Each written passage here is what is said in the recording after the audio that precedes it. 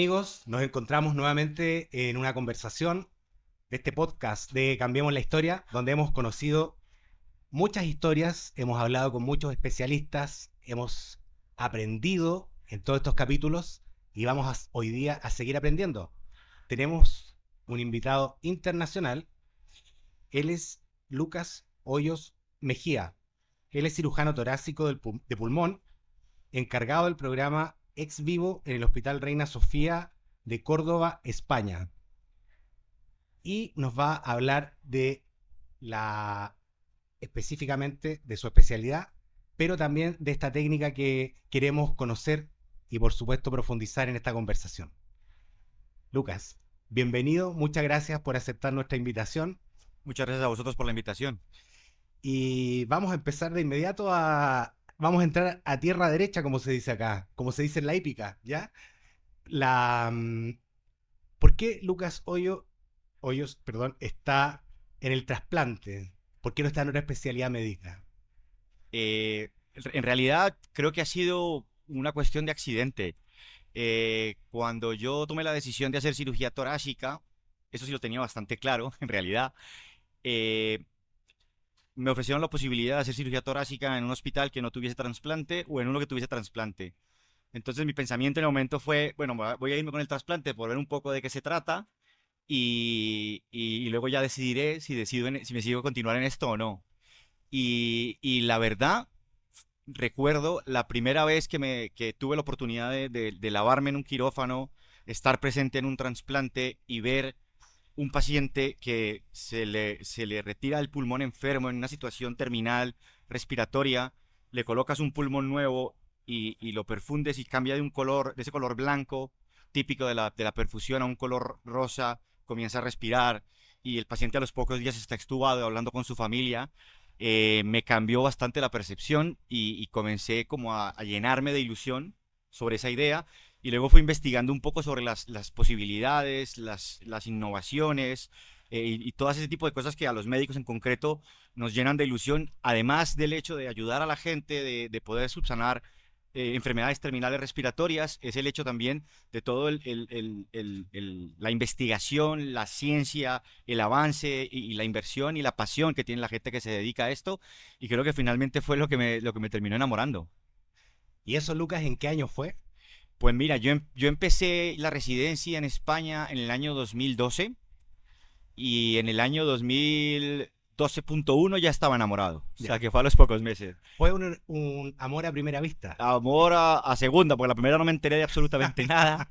Y ya cuando empecé a saber por dónde venían un poco las cosas, es que ya definitivamente quedé enamorado y desde entonces es a lo que me he dedicado, es lo que he centrado gran parte de mi carrera profesional.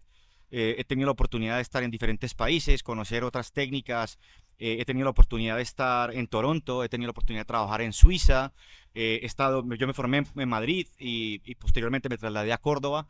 Entonces he tenido la oportunidad de conocer mucha gente que al igual que yo vivimos esta pasión loca de hacer trasplante, de la técnica, de las horas, del tiempo que se invierte y lo gratificante que es salir a informar a una familia que todo ha salido bien y que su padre, su madre o su hermano, después de años de estar sentado en una silla conectado a una manguera de oxígeno, pues va a tener la oportunidad de salir a caminar y pasear y tener esa oportunidad, es muy gratificante.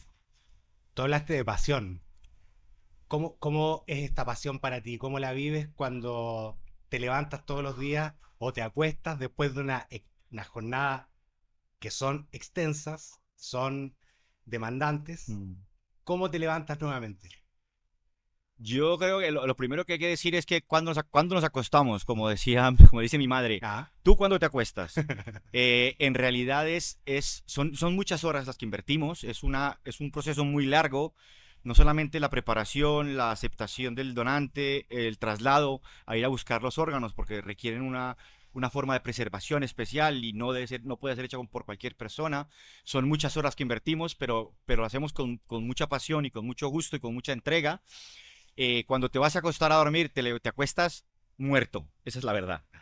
Pero con una especie de satisfacción y al despertarte al día siguiente y llegar al hospital, no eres consciente de lo que ha sucedido hasta que llegas a la unidad de cuidado intensivo y ves que el paciente empieza a despertarse, que la radiografía está correcta, ahí es donde te das cuenta de que merece la pena todo el esfuerzo que has hecho y te revive un poco las ganas de al día siguiente volver a repetirlo, bueno, o ese mismo día. Exacto, exacto.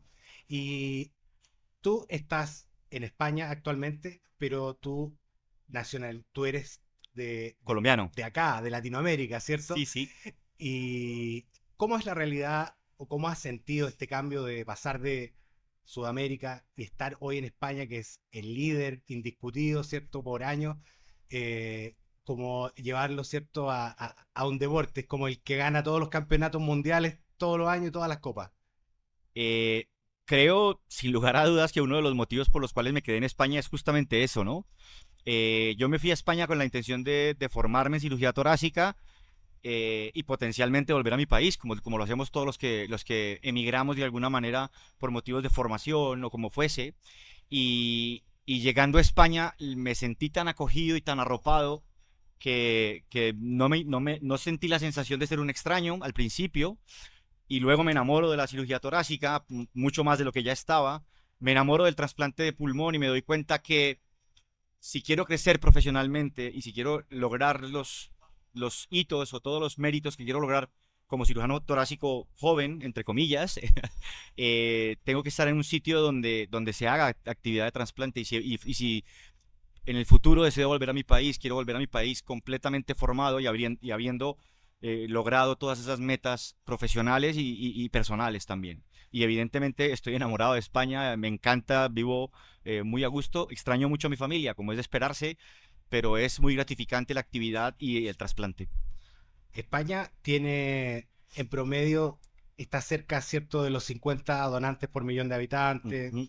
y Estados Unidos también con leyes completamente diferentes, ¿cierto? Completamente. España, en Estados Unidos te inscribes para ser donante, cosa que en Latinoamérica hemos tratado de emular el modelo español, ¿cierto? ¿Mm? Acercarnos a eso, pero tienen resultados similares. ¿Cuál, desde tu punto de vista, es el secreto del éxito de España? Porque una, tú puedes llegar a ser número uno, pero mantenerte por tanto tiempo, ¿qué crees tú que es lo que hay algo cultural, hay más información? ¿Cuáles son los factores que inciden?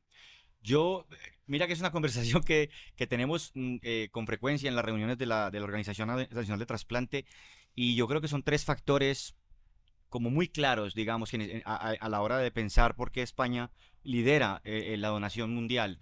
El primero de ellos es que la sociedad española es una sociedad eh, voluntariosa, apegada, que tiene mucha entrega por los demás y le gusta darse a los demás. Entonces eh, no tienen problema a la hora de asistirlos para una donación en otorgar esa posibilidad de ayudar a otras personas. Eso es lo primero. Lo segundo de ello es que tenemos un apoyo incondicional tanto del gobierno como de las instituciones. Entonces, eso facilita mucho nuestro trabajo a la hora de crear estrategias, de crear rutas de trabajo para intentar promover la donación o promover la actividad de trasplante. El apoyo siempre está ahí, no solamente de parte de las administraciones, sino también de las leyes. Las leyes están creadas con la intención de facilitar el trabajo y no dificultarlo. Y tercero, y sin lugar a dudas, es el trabajo de la gente. Los que estamos involucrados en el trasplante, especialmente la Organización Nacional de Trasplante, que es la que lidera el proyecto y los coordinadores locales, creo que son el gran éxito del programa. Ellos se dedican día y noche a encontrar y optimizar a aquellos pacientes que potencialmente pueden ser donantes y arañar, digamos, todas las posibilidades para que haya disponibilidad de órganos y son ellos los que lo logran. Nosotros somos ejecutores al final. Exacto, exacto. Pero es un modelo que sin duda es lo que aspiramos, ¿cierto? En esta parte del mundo, a ojalá acercarnos.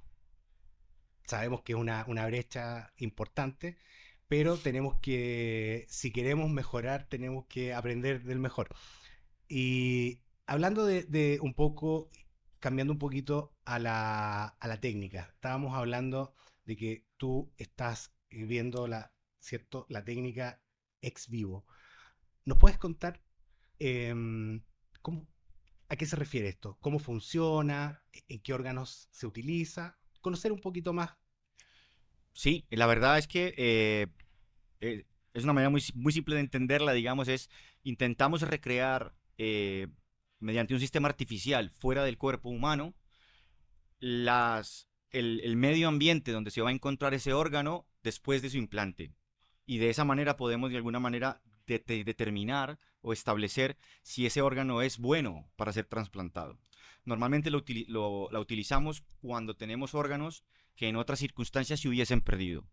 Dado que no cumple los requisitos estándar de un órgano óptimo o tenemos dudas acerca de su calidad, lo sometemos, digamos, a ese medio simulado de un paciente y vemos cómo se comporta. Y así podemos asegurar que la calidad del órgano es correcta y podemos utilizarlo con seguridad.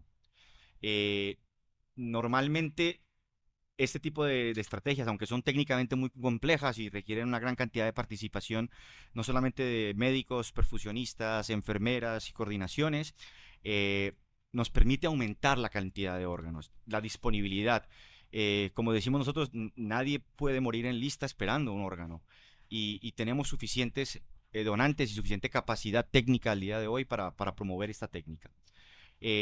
Al día de hoy en el mundo se realiza perfusión prácticamente para todos los órganos con ciertas diferencias en cuanto a las características de si es caliente, si es fría, pero se hace para hígado, para riñones, páncreas, pulmón, corazón, incluso para extremidades también se puede realizar con muy buenos resultados y con el objetivo, sin lugar a dudas, de tener órganos de mejor calidad y tener más órganos disponibles. Y básicamente ese es el objetivo. ¿En qué porcentaje, más o menos, cierto, se aumenta la disponibilidad de órganos con esta técnica? Guarda bastante relación con el hospital, la actividad que se mantiene, pero digamos que en hospitales con una actividad moderada, llamamos moderada, alrededor de 30 a 40 trasplantes al año, suele tener un impacto de crecimiento de alrededor del Ah, 20%. es bastante. Es Sí, bastante, sí. es bastante. Es junto a las historias, digamos que es otra estrategia de consecución de donantes, es una de las estrategias que mayor impacto tiene en el crecimiento de un programa. Y hay que matizar que no solamente crece la cantidad de órganos porque se perfunden con la máquina o porque se meten dentro de la máquina, sino porque también al tener la disponibilidad de la máquina, somos, digamos, más atrevidos a la hora de ir a evaluar órganos que en otras situaciones no lo haríamos, porque tiene un coste económico importante, el desplazar un equipo ocupa cirujanos que pueden estar disponibles para otras cosas, entonces al tener la máquina te sientes un poco más seguro porque sabes que tienes ese respaldo, vas a ver los órganos, los evalúas, los preparas y te das cuenta que son buenos de entrada y en realidad habían hecho o se había hecho una preparación incorrecta de ese órgano o una preservación no óptima del órgano y al llegar ahí lo utilizas. Si tú miras la estadística de cada 10 órganos que vamos a evaluar con la intención de hacer ex vivo, solo terminamos haciendo 3 ex vivos. Los otros 7 órganos se trasplantan directamente y así multiplicamos significativamente la actividad. Si vemos programas grandes como el programa de Toronto, por ejemplo, o el programa de Cleveland, ellos tienen un 30% de crecimiento gracias a la técnica ex vivo, es decir, 30% de sus trasplantes anuales, que rondan los 150, 200 trasplantes al año, provienen de esta técnica. Así que, sin lugar a dudas, es muy importante. Es muy importante porque, por supuesto, lo que logra en definitiva es ampliar la posibilidad para las personas que están en lista de espera por un órgano. Nuestra lucha en todo momento es sacar pacientes de lista para darle oportunidad a otros pacientes que entren en lista. Y lo más importante es que no esperen mucho en lista. Nosotros, gracias a la técnica de ex vivo y a la técnica de 10 grados, que es otra implementación que hemos logrado en los últimos años, hemos reducido nuestro tiempo en lista de espera de 3 meses a 3 semanas. Eso es un gran avance porque No, no solamente salen pacientes de lista y dan oportunidad a que pacientes puedan acceder a esta técnica, sino que reducimos la mortalidad en lista de espera de 12% que teníamos hace unos años a alrededor del 6 o 7 que estamos ahora. perfecto. Esos son números muy buenos Son porque muy importantes. avanza muy rápido, que bueno, nosotros eh, nos encantaría que esto pudiera ser implementado quizás de manera más fuerte acá en nuestro país, porque sin duda ampliaría las posibilidades para quienes están esperando un órgano. Tú estuviste, ayer se hizo en el Instituto Nacional del Tórax, ¿cierto? Una, un trabajo con esto. Cuéntanos un poquito cómo fue esa experiencia. Bueno, a nivel personal, sin duda, es muy enriquecedora. como te digo, soy un poco loco y un poco apasionado de esta técnica, entonces cuando hablamos de la técnica lo disfruto mucho y la experiencia es muy bonita porque tuvimos la oportunidad de reunirnos con todo el mundo. Entonces allí había enfermeras, secretarias, gente de atención médica, neumólogos, cirujanos torácicos, perfusionistas, y todos estaban viendo cómo podían mejorar su programa, cómo podían incorporar las cosas de programas como el nuestro, nosotros llevamos, bueno, yo llevo, ya voy para 10 años de cirujano torácico dedicado al ex vivo, más de 10 años ya. Cómo podían nuestras experiencias y nuestros errores y nuestras ventajas ayudar. Realmente fue muy gratificante ver la pasión y las ganas con que el equipo del Instituto del Tórax quiere hacer de esta técnica una realidad. Y fue muy gratificante. Lo que hicimos fue básicamente recrear toda la experiencia de, de, del ex vivo en el laboratorio, un laboratorio especial. Utilizamos un órgano que se había recuperado el día anterior de un cerdito y tuvimos la oportunidad de perfundirlo durante 3 horas y recrear todas las experiencias y todas las posibilidades de los órganos, de lo que sucede en la vida real, de cómo fallan los órganos o cómo funcionan correctamente, qué cosas puedes hacer para mejorar tu calidad y realmente una interacción muy interesante, un equipo que está muy bien formado, que lo único que les falta es más Sí, donantes, más sí. oportunidades para hacer brillar ese trabajo que están haciendo y esas horas que se invierten en ese trabajo, esas horas que invertimos nosotros en esta actividad y que a lo mejor robamos a nuestras familias, robamos a nuestro tiempo libre y que nunca, nunca lo reconocemos, pero que lo hacemos de verdad con todo el corazón. Y eso se nota y se nota también al escucharte. La pasión no es solo en el quirófano, es también en la conversación, porque se nota que este tema te gusta. Cuando se hizo el primer trasplante con técnica ex vivo hace no mucho tiempo en el Instituto Nacional del Tórax, que fue el primero que se realizó en un recinto público, se habían realizado experiencias anteriores, pero en centros privados, hablábamos con los equipos y nos contaban el tiempo que estuvieron ahí.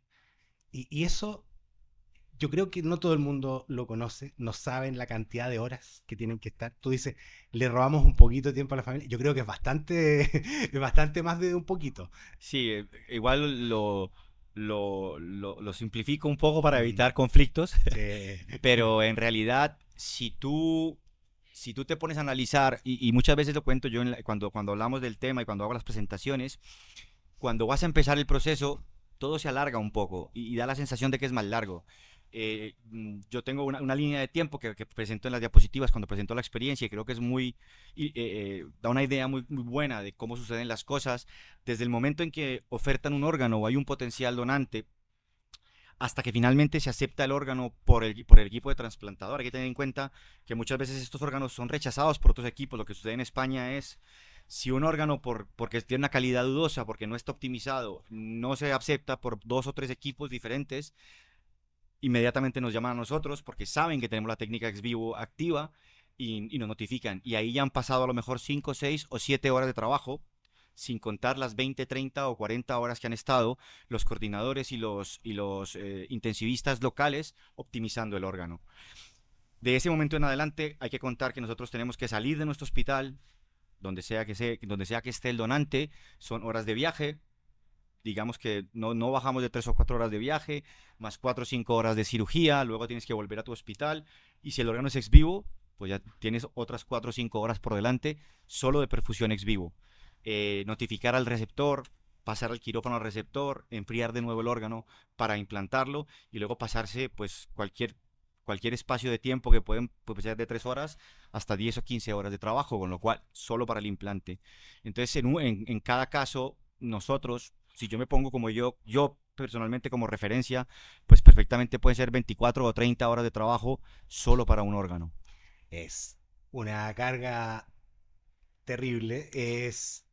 Yo entiendo que hay un factor común, lo hablábamos hace un rato, que es la pasión en esto. Si esto te apasiona, vas a hacer esas 30 horas y como tú dijiste, te vas a levantar al otro día y vas a querer ir a ver al paciente y vas a seguir. Lo vivimos acá con los médicos, con las enfermeras, que hay un apego y unas ganas de que los pacientes salgan adelante, que es de verdad te motiva, te dan ganas de seguir trabajando, apoyando en nosotros, desde la sociedad civil, en lo que nosotros podemos hacer, que es educar, crear conciencia sobre este tema. Pero de verdad es muy admirable el trabajo que realizan los equipos médicos. Y bueno, te quería pedir, Lucas, para ir cerrando nuestra conversación y agradecerte que nos des un mensaje, palabras tuyas, lo que tú quieras eh, mencionar para cerrar esta conversación. Yo creo que lo que hay que rescatar de esta conversación, digamos, es todas las estrategias o todas las técnicas o todo el trabajo que se dedica a optimizar órganos, a rescatar órganos para pacientes que lo necesiten, están justificadas. Eh, Tener la posibilidad de mejorar la calidad de los órganos o de mejorar la calidad de vida de nuestros pacientes, considerando que son pacientes que están padeciendo una enfermedad hora tras hora, ahogados, sentados en una silla sin poder hacer nada más, es bastante agobiante. Entonces, cualquier estrategia que se pueda utilizar para optimizar la calidad de los órganos o para tener más disponibilidad de órganos es muy importante. Creo que el mensaje tiene que ser siempre es que nadie debe morir en lista de espera esperando por un órgano cuando hay órganos disponibles y solamente requerimos un poco más de esfuerzo para sacarlos adelante. Lucas, te agradezco mucho y los dejamos a todos invitados a saber más de esto. Hemos aprendido mucho con Lucas de la técnica ex vivo, de cómo está funcionando actualmente este programa, esta técnica en España. Y bueno, ojalá podamos tenerla pronto más fuerte acá en Chile para que tengan más posibilidades, ¿cierto?, las personas que están esperando un trasplante. Muchas gracias, Lucas. A Y vosotros, muchas gracias. amigos, nos vemos en otro capítulo del podcast de Cambiemos la Historia.